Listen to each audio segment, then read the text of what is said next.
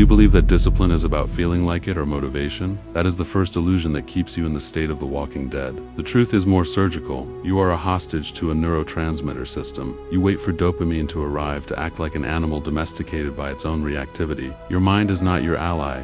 It is a mechanism that has learned to manipulate the operator. Every time you negotiate with it, accepting just 5 more minutes or today I deserve it, you are training a subordinate to disobey. The result? The instrument now commands the master. In the modern world, you have inverted the functional hierarchy. You treat the mental mechanism as sovereign and consciousness as a slave. The diagnosis is a life of cognitive lethargy and dependence on cheap dopamine that never brings satiety. You remain inert, waiting for a mystical sign to act, while life crosses through your body without you being present. Brutal Zen is not about peace. It is about restoring natural order through an operational dictatorship. The central problem that the spiritual market hides from you. Discipline is not about convincing your mind to cooperate. It is about forcing it into obedience through accomplished facts. There is no internal democratic negotiation where every impulse has a right to vote. There is only the operator of lucidity giving orders and the system executing without the right to question. This content is not about believing in yourself. That is emotional noise. What we propose here is hard lucidity, a mental engineering training that will be uncomfortable because it aims to break patterns of years. Forget romanticized mindfulness. We seek the rigor of Bodhidharma,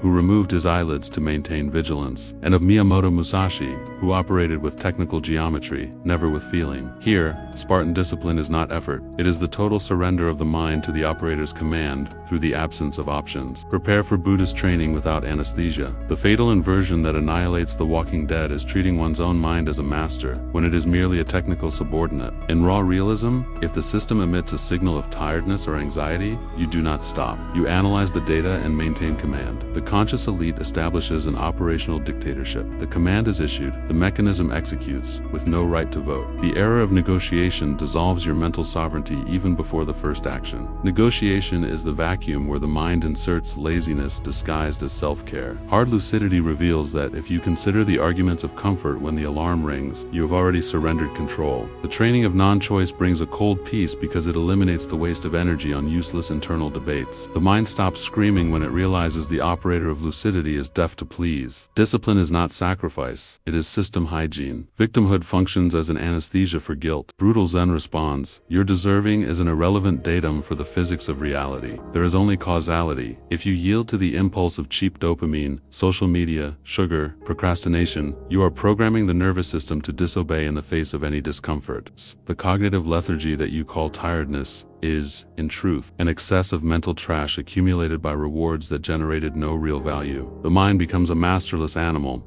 operating in a mode of hedonic survival. Mental sovereignty lives in the 2-second interval between stimulus and response. The protocol is clear. Action before feeling. You do not feel like turning off the screen. You physically turn it off and force the mechanism to process the new factual reality. The first lever is the silencing of the why during execution. Questioning the purpose in the middle of a task is a mental virus that infects the system and paralyzes the operation. Meaning is established in planning, under hard lucidity. In execution, the operator of lucidity enters pure mechanical mode, without philosophical negotiation. It is short trigger action. You cross the 3-second window before mental victimhood manufactures a narrative of resistance. The second lever is exposure to voluntary discomfort. The mind is a mechanism that only obeys those it respects. It ignores operators who yield to biological whims. Rigor demands daily doses of useless suffering, cold showers, forced silence, austere posture not out of masochism, but to calibrate the internal hierarchy. It is a training of will, where the accomplished fact installs self-respect through force. The third lever is the death of motivation. Relying on unstable emotional states is a strategic amateurism that condemns you to the state of the walking dead. Replace emotion with cold ritual.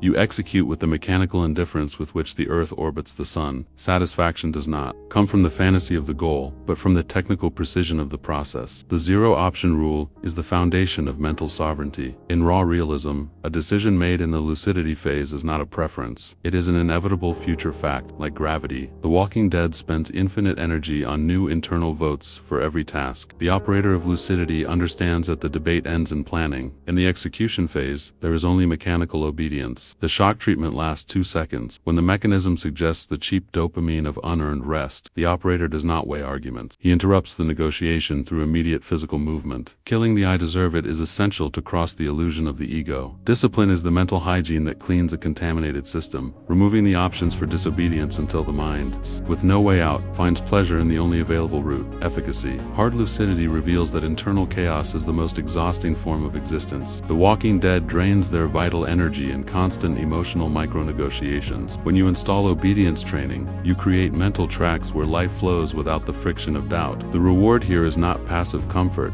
but absolute mental sovereignty. There is a cold euphoria in realizing that your system has become a precise extension of your will. The operator of lucidity replaces the cheap dopamine of the victim with the dopamine of operational conquest, the pleasure of being the master of the house. Rigor with one's own mechanism is the only form of self-love that is not a comforting lie. The greatest mystique that paralyzes the walking dead is waiting for a sign or will to act. In raw realism, will is not the fuel. It is the byproduct of physical ignition. You do not feel in order to act. You act in order to feel. If you wait for mood, your mind concludes your incompetence and triggers cognitive lethargy as a biological response. The operator of lucidity ignores the daily emotional checkup. Your feelings are merely feedback instruments, never commanders of the operation. The execution window is narrow, less than 3 seconds. If you allow the system to think, the era software of mental victimhood will manufacture a narrative of resistance. Focus on the mechanism of the task, not the future result. Causality is relentless, and correct effort sustains the hard lucidity necessary to win. Bodhidharma was not the passive monk the spiritual market tries to sell. He was the ultimate operator of lucidity. When he cuts off his own eyelids, he is not performing a poetic act, but a technical hardware adjustment to prevent the system from sleeping. In raw realism, Bodhidharma represents absolute will over biology. If your nervous system emits a cannot signal, you must impose a new factual reality. Bodhidharma's immobility before the wall for 9 years was not a mystical quest, but the technical proof that the mind can be subordinated to stillness through a sustained command. In modern planning, being the wall means facing reality without emotional filters, defining commands with surgical precision. The Walking Dead asks, "What if?" The operator affirms this will be done. Miyamoto Musashi operated the duel of life through geometry, time, and emptiness, never by impulse. His technical directive is ruthless: do nothing that is useless. Musashi is the mortal enemy of cognitive lethargy. For him, every second of cheap dopamine consumption is self-sabotage in the duel of survival. Musashi's brutal discipline aims to transform the mechanism into instinct. When the blade cuts before thought questions, mental sovereignty has been achieved. In the contemporary world, this means that once the command is given, there is no room for philosophical meditation. There is only the blade of immediate execution. The operator of lucidity does not act based on what he prefers to feel, but on what technical rigor demands must be done. Sovereign consciousness emerges when you operate both axes simultaneously, planning with the hard lucidity of Bodhidharma and execution with the unhesitating blade of Musashi. Flow is not a mystical state, but the mechanical result of having removed all options for disobedience from the system. You flow because there is no longer a vacuum for negotiation. Ignore external factors. They are irrelevant noise to your control. Brutal Zen is maintaining an equanimous mind, while the body executes what is necessary, regardless of mood or circumstance. The conscious elite does not have bad days. It has days of intense training where the protocol is fulfilled with the same technical precision. The joy of the awakened is not the ephemeral pleasure of cheap dopamine, but the deep satisfaction of being the master of one's own mechanism. Discipline is not a punishment, but the restoration of the natural order where the operator of lucidity commands and impulses obey. Through raw realism, you understand that the mechanism always precedes the feeling. You do not act because you felt, you feel because you acted.